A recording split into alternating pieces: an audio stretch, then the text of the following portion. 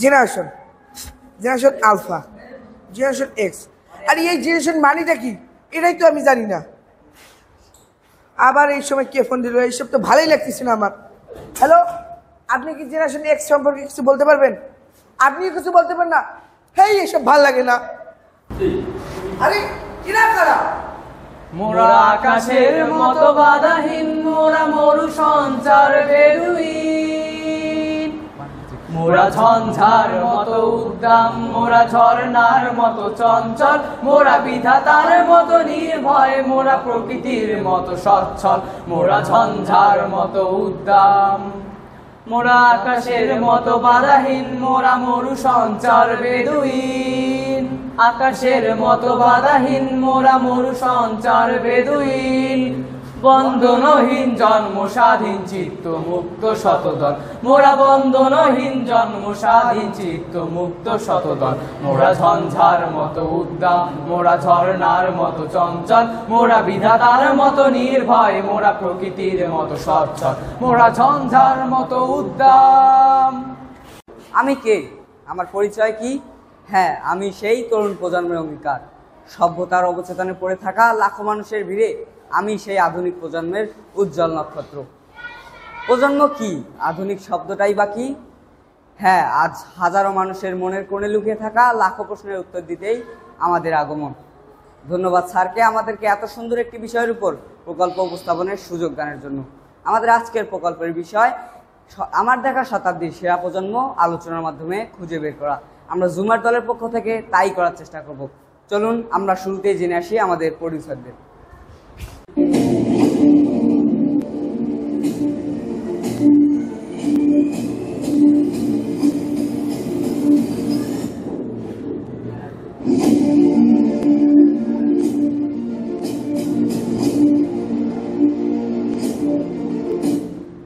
আজ বিশ্বব্যাপী হুঙ্কার তুলছে জুমার্স। জুমার্স নিয়ে হাজারো প্রশ্ন, হাজারো আকাঙ্ক্ষা। জুমার্স তারা নাকি প্রযুক্তির সঙ্গে খেলা খেলে। প্রযুক্তি তাদের কতটা সমৃদ্ধশালী তাই বিশ্লেষণে আজকের আমাদের বৈঠকখানার প্রতিপাদ্য প্রজন্মের অবদানেই খুঁজি প্রভাব। শুরুতেই আমাদের আজকের অতিথিদের সঙ্গে পরিচয় করা যাক। আমাদের বিশেষ অতিথি হিসেবে রয়েছেন তানজিয়ানা নির্জন এবং শুভজিৎ রয়। শুরুতেই আমরা জেনে আসব জেনারেশন জেড এর অবদান।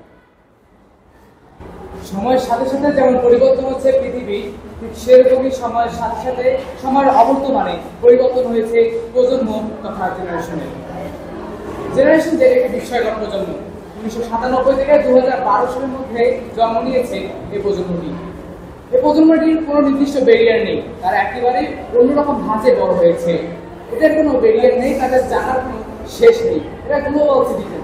আপনি টিভিতে যা কিছুই দেখেন না কেন কোনো লাভ নেই, কেননা এরা টিভি দেখেই না। তাহলে এরা জানে কিভাবে? এদের লার্নিং সোর্স এরা নিজেরাই। গুগল ব্রাউজিং করে এরা সেকেন্ডে বিশ্বের যে কোনো প্রান্তে ঘুরে যাওয়া, যে কোনো কিছু সম্পর্কে ধারণা রাখতে প্রস্তুত।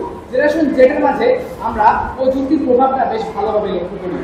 যেমন করোনা পরিস্থিতির যখন বিশ্বের শিক্ষা ব্যবস্থা হুমকির মুখে ছিল, ঠিক সে সময় জেনারেশন জেডের শিক্ষার্থীরা মোবাইল ফোন ব্যবহার করে কেমব্রিজ স্কুল, এসিএস এর মতো বড় বড় শিক্ষণীয় প্ল্যাটফর্মগুলো থেকে নিজেদের জ্ঞানের ভান্ডারকে সমৃদ্ধ করেছে। জেনারেশন জেডের মাঝে দেখা যায় আত্মমর্যাদার চরম প্রভাব, কেননা এরা স্বশিক্ষা এবং স্বনির্ভরতার মধ্য দিয়ে বেড়ে উঠছে। আপনি জাস্ট এদেরকে অপমান করতে পারবেন না পূর্ববর্তী জেনারেশনের মতো। আপনারা তাদের ইট মারলে তারা পাটকে ছুটবে। জেনারেশন জেড এর মাঝে আমরা আরো কিছু বৈশিষ্ট্য লক্ষ্য করি যেগুলো তাদের প্রভাবিত করে।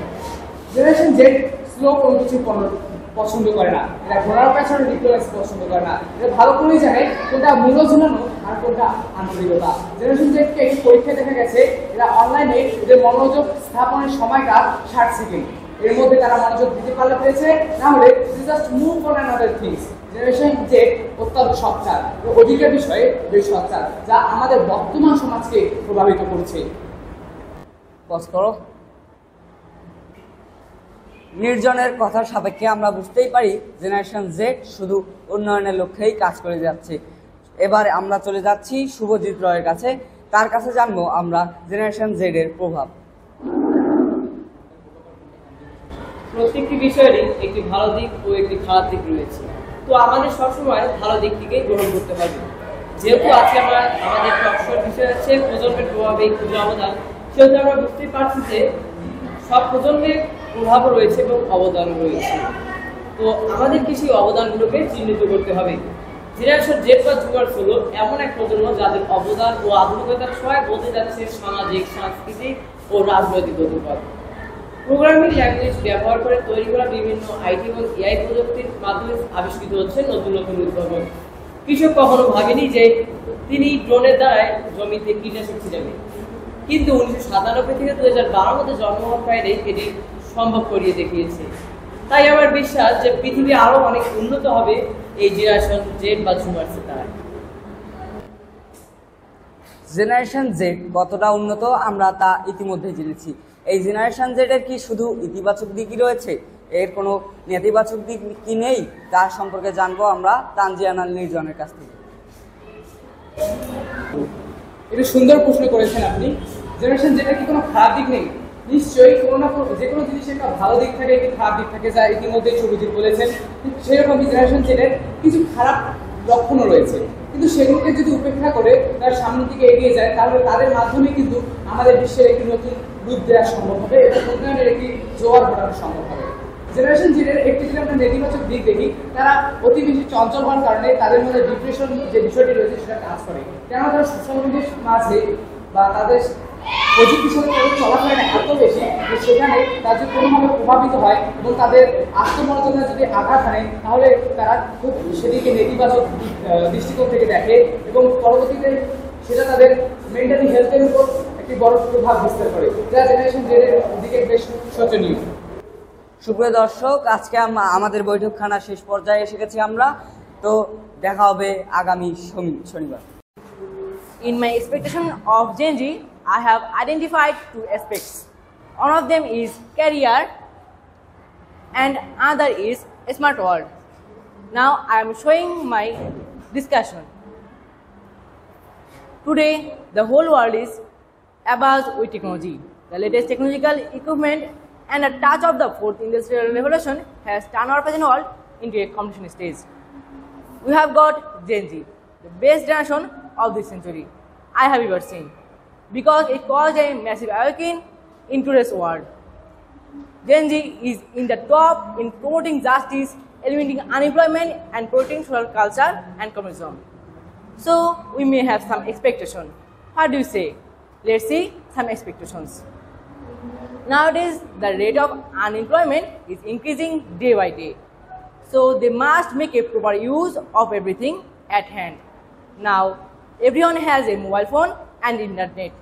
If they use their skill properly and in the right place, they will definitely reach at the top of success. In today's competitive world, they have to create their own employment by using knowledge and collecting information. Thank you. প্রান্ত, আশা করি তুমি বুঝতে পেরেছো যে প্রজন্ম কি আর আধুনিক শব্দটাই বা কি। জি, তো আমি বুঝতে পারছি এই প্রকল্পটির মাধ্যমে যে একটি নির্দিষ্ট সময়ে একটি শিশুর জন্ম নেওয়াকে এক একটি প্রজন্ম বলা হয়, আর যে 8টি প্রজন্ম পেয়েছে তার মধ্যে জেনারেশন জেড বা জেড সেরা। সুপ্রিয় দর্শক, আমরা মনে করি আপনারাও এটি খুব ভালোভাবেই বুঝতে পেরেছেন, আমাদের প্রকল্পটি খুব উপভোগ করেছেন। তো চলুন জেনে আসি, চলুন একটি কবিতার মাধ্যমে আমাদের আজকের এই প্রকল্পটি শেষ করা যাক।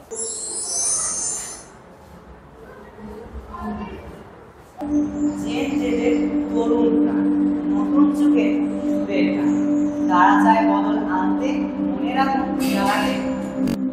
ডিজিটাল বিশ্বে তারাই বড় হয়, জ্ঞানের সাগরে যারা দিন কাটায়, তবু তো মেটে না এ হৃদয়ের স্বাদ, স্বপ্ন ছোবার এ আশায় লড়াই করে শব্দের ভয়কে তারা পিছনে রাখে, জীবনের মায়া ত্যাগ করে এগিয়ে যায় সামনে।